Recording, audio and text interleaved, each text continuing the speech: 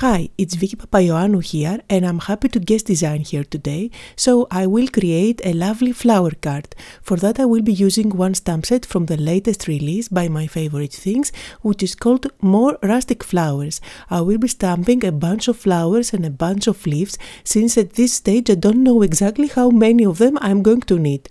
So I have already picked up some of my ink pads.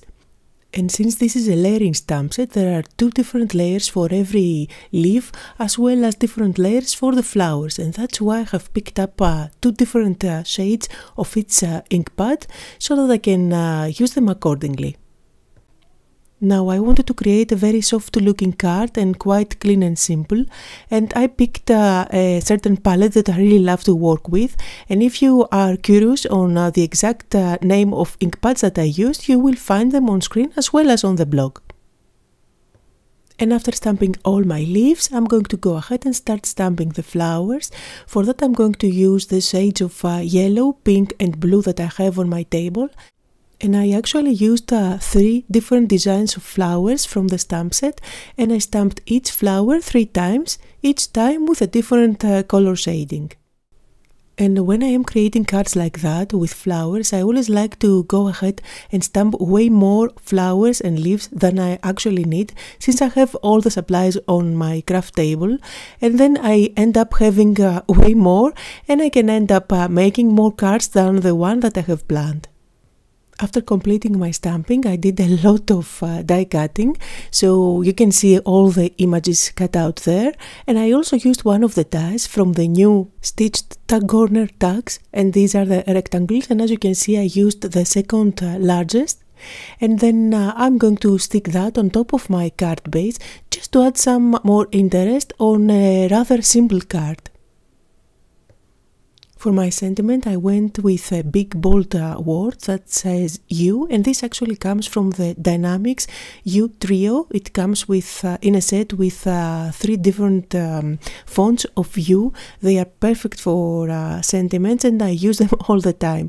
Now I am going to stack one on top of the other, just to add a bit of dimension on my sentiment, so that it stands out against the background, just because it's white. And of course you can use fan foam to pop it up, or you can use foam squares at the back, or even you can cut out even more than 2 layers. I think with 2 layers I'm okay, just because I used very heavy cardstock.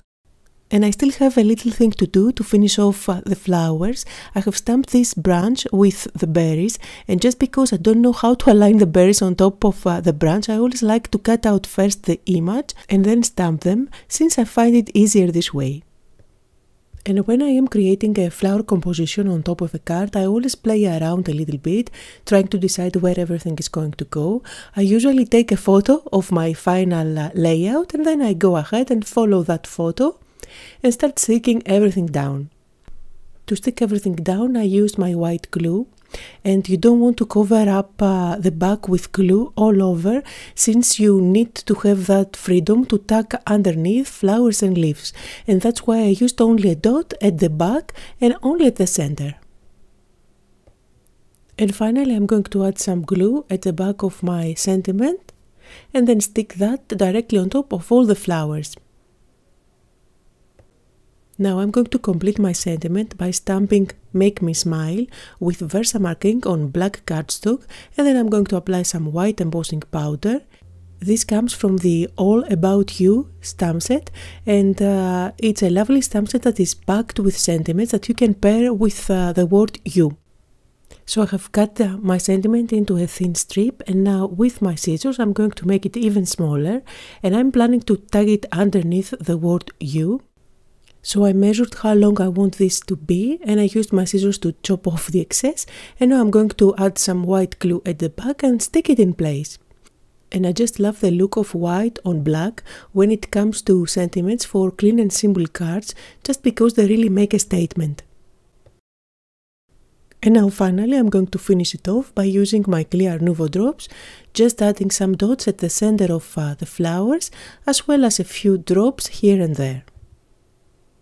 And that completes the card for today. This is a very versatile design, and depending on the sentiment that you add on top, it can be used for pretty much any occasion. I hope I have inspired you to create some flower cards with big bold sentiments. Thank you all so much for watching and have a great day.